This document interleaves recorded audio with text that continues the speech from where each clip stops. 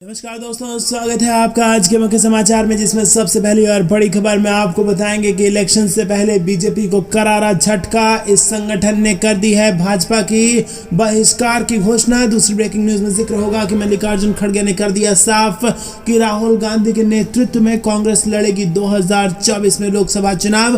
तीसरी breaking news में आपको बताएंगे कि कांग्रेस की बन जाएगी सरकार। बुजुर्ग महिला ने राहुल गांधी को दिया चुनाव में जीत का मंत्र। चौथी ब्रेकिंग न्यूज में आपको बताएंगे कि मूंछों पर ताव और बाजुओं में दम, भारत जोड़ो यात्रा में दिखा राहुल गांधी का अलग अंदाज। और पांचवी ब्रेकिंग न्यूज में आपको बताएंगे कि भारत के संविधान के साथ छेड़छाड़ का अधिकार किसी को भी नहीं, न्यायमूर्ति गंगोपाध्याय का बड़ा बयान। दोस्तों, हर एक खबर की गहराई में आपको ले जाएंगे, लेकिन उससे पहले अगर आपको भी ऐसा लगता है कि गुजरात में भाजपा की स्थिति खराब है और भाजपा की सरकार बदलने वाली है, तो वीडियो को लाइक, चैनल को सब्सक्राइब और बेल आइकन जरूर दबाइएगा। दोस्तों, रुक करते हैं सबसे पहली और बड़ी खबर की तरफ। इलेक्शन से पहले भाजपा को लगा गुजरात में करारा झटका। इस संगठन ने कर दी है बहिष्कार की घोषणा। जी हाँ दोस्तों, गुजरात विधानसभा इलेक्शन से पहले सत्ता पर विराजमान बीजेपी के लिए अच्छे संकेत नजर नहीं आ रहे हैं। गुजरात अपने डायमंड यानी कि हीरा के लिए जाना जाता है, मगर अब इस संगठन ने बीजेपी को बहिष्कार करने की घोषणा कर दी है।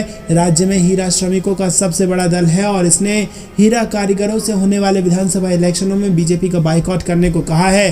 दोस्तों, आपको बता दें कि the diamond workers union Gujarat का कहना है कि हीरा कारीगर अपने काफी वक्त से चले आ रहे मुद्दों को विवेकपूर्ण ढंग से हल करने के इच्छुक सियासी पार्टियों को वोट दें। आपको बता दें कि the diamond workers union Gujarat का ताजा ऐलान बीजेपी के लिए करारा झटका बताया जा रहा है। डायमंड सिटी सूरत के साथ साथ सौराष्ट्र में भी बड़ी संख्या में हीरा श्रमिक हैं और संगठन के ऐलान से पाटीदार बहुल इन इलाकों में भगवा दल को एक गंभीर झटका लग सकता है। दोस्तों, रुक करते हैं अगली ब्रेकिंग न्यूज की तरफ। मल्लिकार्जुन खड़गे ने किया साफ, राहुल गांधी के नेतृत्व में कांग्रेस लड़ेगी 2024 में लोकसभा चुनाव। जी हाँ दोस्तों, कांग्रेस ने साफ कर दिया है कि आगामी लोकसभा चुनाव राहुल गांधी के नेतृत्व में लड़ेगी और कांग्रेस के अध्यक्ष मल्लिकार्जुन खड़गे ने कहा कि पार्टी राहुल गांधी के नेतृत्व में लोकसभा चुनाव लड़ेगी। उन्होंने अगले लोकसभा चुनाव के लिए कांग्रेस के प्रधानमंत्री पद के उम्मीदवार से संबंधित टिप्पणी में कहा कि पार्टी राहुल गांधी के नेतृत्व में देश में गैर भाजपा सरकार बनाएगी।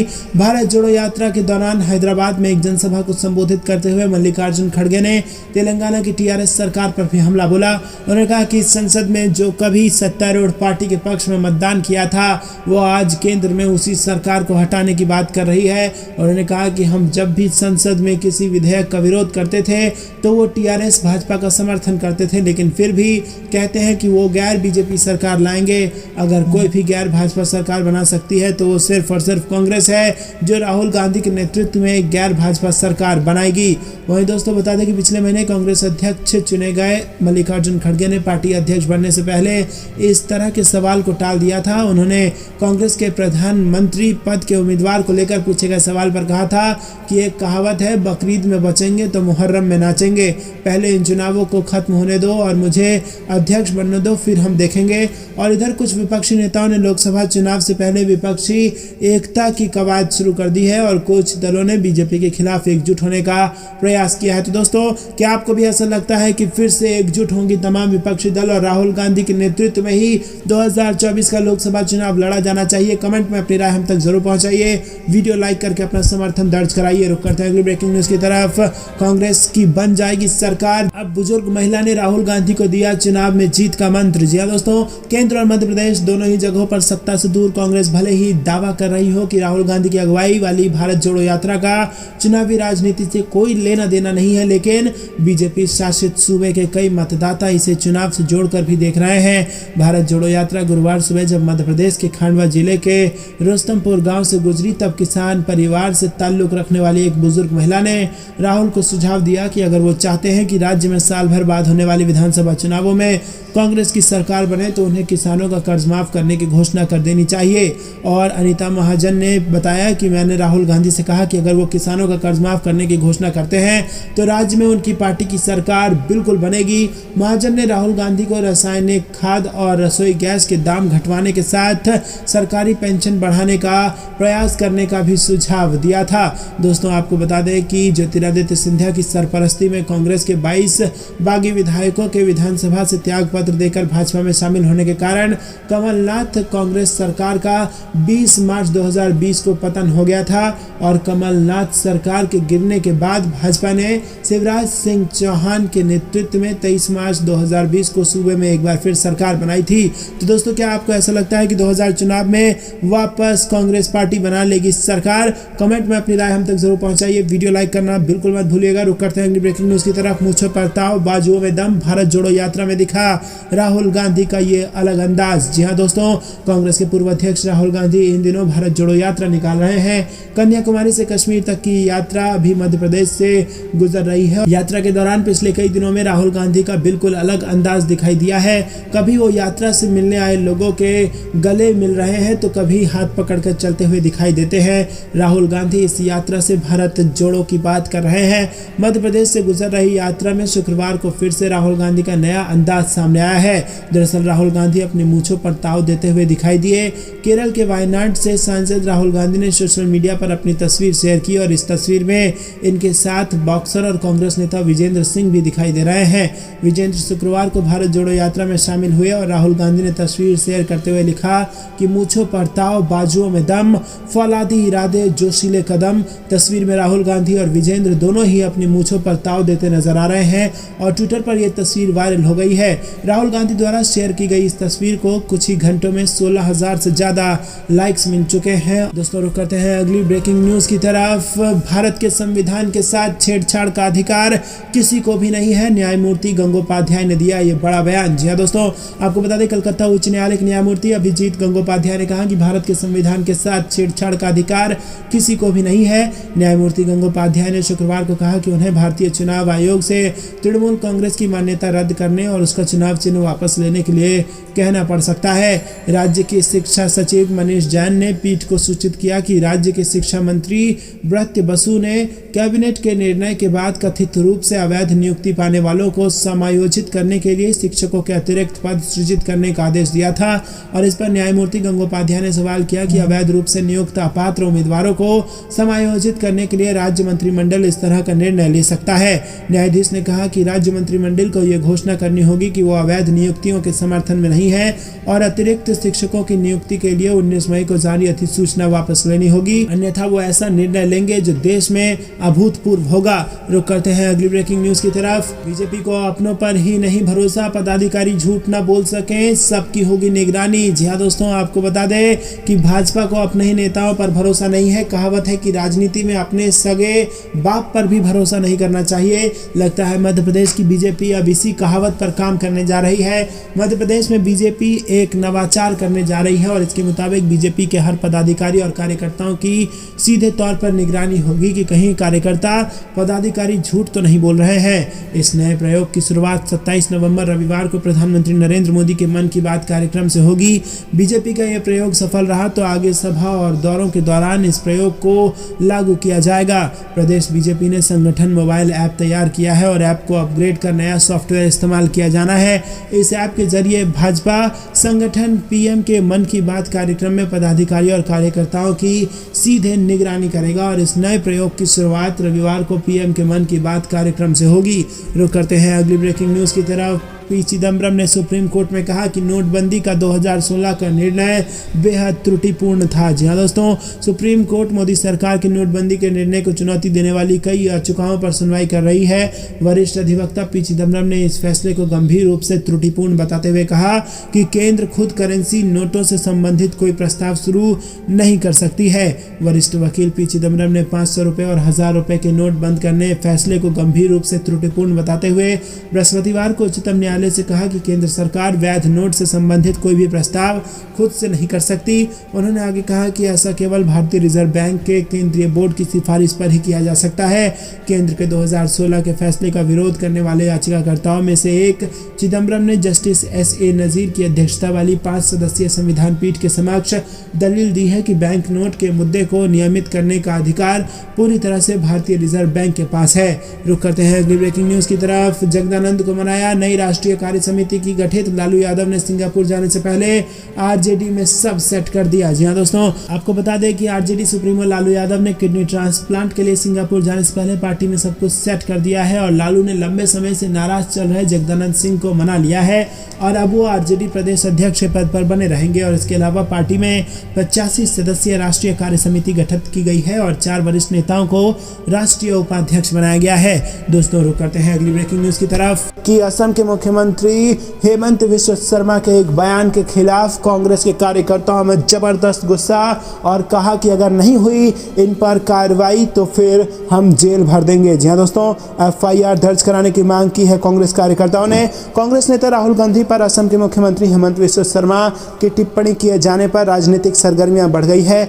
गाजीपुर में कांग्रेस नेताओं ने असम के मुख्यमंत्री के बयान की निंदा की और उनके खिलाफ कार्रवाई करने की मांग उठा दी है। आपको बता दें कि हेमंत बिस्वा शर्मा ने राहुल गांधी की दाढ़ी की तुलना सद्दाम हुसैन से कर दी थी और गुजरात में एक रैली में उन्होंने राहुल पर कटाक्ष करते हुए कहा कि आपका चेहरा सद्दाम हुसैन जैसा क्यों होता जा रहा है। तो दोस्तों, फिर से एक बार बेतुका बयान देते सामने आए असम के मुख्यमंत्री हेमंत बिस्वा शर्मा, जिससे कहीं ना कहीं यही कयास लगाए जा रहे हैं कि जिस प्रकार से राहुल गांधी की लोकप्रियता बढ़ रही है और भारत जोड़ो यात्रा में जिस प्रकार से भीड़ भाजपा के लोग देख रहे हैं उससे बौखला गए हैं भाजपाई और उल जुलूल भाषण देकर किसी न किसी तरीके से राहुल गांधी की छवि को खराब करने की कोशिश कर रहे हैं। और इसी को लेकर कांग्रेस के कार्यकर्ताओं ने अपना गुस्सा दर्ज कराया है और सीधा सीधा कहा है कि अगर एफआईआर दर्ज नहीं हुई और इनके खिलाफ कार्रवाई नहीं हुई तो हम जेल भर देंगे। आपको क्या कुछ लगता है, क्या कांग्रेस कार्यकर्ताओं का ये कहना सही है? कमेंट में जरूर बताइए और अगर समर्थन करते हैं तो वीडियो लाइक करना मत भूलिएगा। रुक करते हैं अगली ब्रेकिंग न्यूज की तरफ।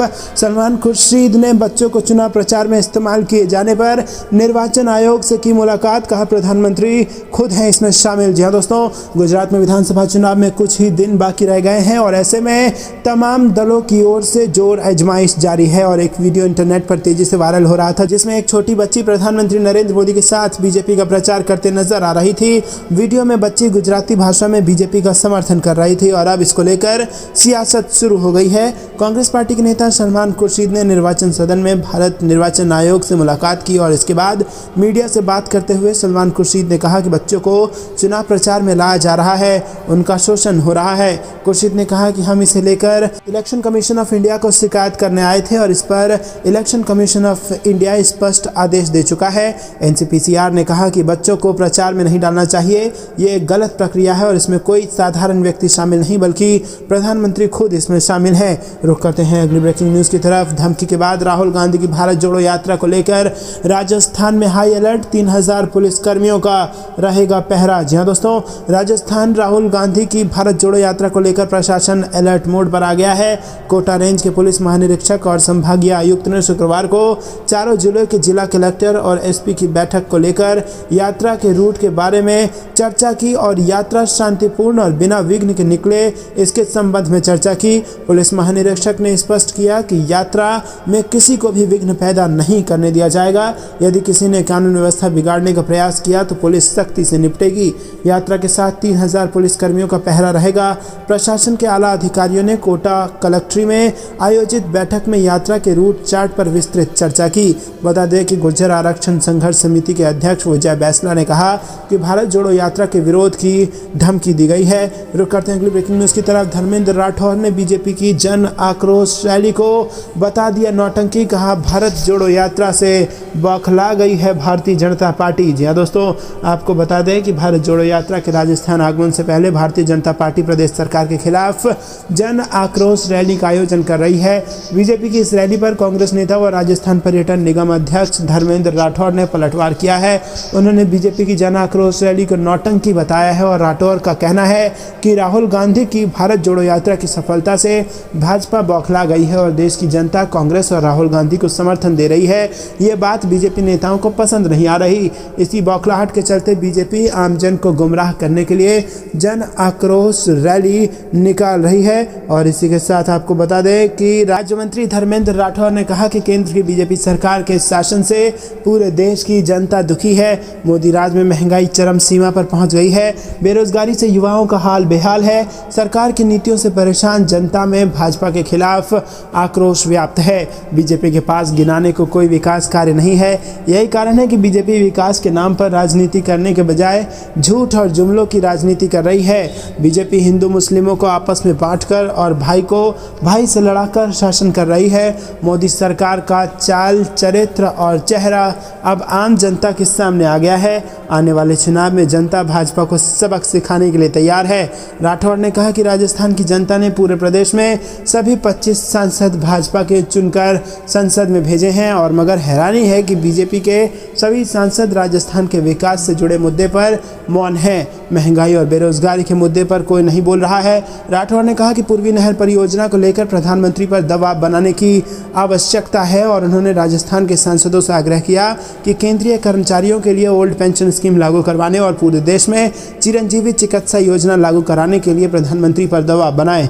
रुक करते हैं अगली ब्रेकिंग न्यूज़ की तरफ। गुजरात दौरे पर रहेंगे कांग्रेस अध्यक्ष मल्लिकार्जुन खड़गे। 26 और 28 नवंबर को करेंगे चुनाव प्रचार। जी हाँ दोस्तों, कांग्रेस अध्यक्ष मल्लिकार्जुन खड़गे 26 और 28 नवंबर को गुजरात दौरे पर रहेंगे।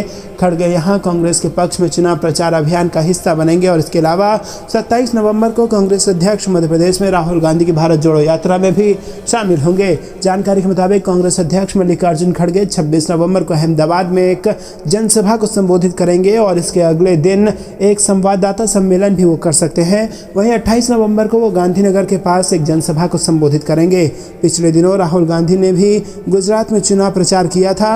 वहीं दूसरी तरफ कांग्रेस अध्यक्ष खड़गे 27 नवंबर को मध्य प्रदेश के इंदौर में भारत जोड़ो यात्रा में भी शामिल होंगे और एक सभा को संबोधित करेंगे। और इस वक्त राहुल गांधी के नेतृत्व में भारत जोड़ो यात्रा मध्य प्रदेश से गुजर रही है। गौरतलब है कि गुजरात विधानसभा की कुल 182 सीट है, जहां 2 चरणों में मतदान होगा और पहले चरण में 89 सीटों पर 1 दिसंबर को, जबकि दूसरे चरणों में से 93 सीटों पर 5 दिसंबर को मतदान होगा। वहीं राज्य में 8 दिसंबर को मतों की गिनती होगी। दोस्तों रुक करते हैं अगली ब्रेकिंग न्यूज की तरफ। डिंपल यादव ने किया मैनपुरी में जीत का दावा, कहा धरा रह जाएगा बीजेपी का बूथ मैनेजमेंट। जी हाँ दोस्तों, आपको बता दें कि मैनपुरी उपचुनाव में समाजवादी पार्टी की ओर से उम्मीदवार डिंपल यादव ने चुनाव में अपनी जीत का दावा किया है और मैनपुरी के कुसमरा कस्बे में चुनाव प्रचार के लिए पहुंचे डिंपल यादव ने एबीपी गंगा से एक्सक्लूसिव बातचीत में अपनी जीत का दावा करते हुए कहा कि उन्हें यहां भारी जन समर्थन मिल रहा है।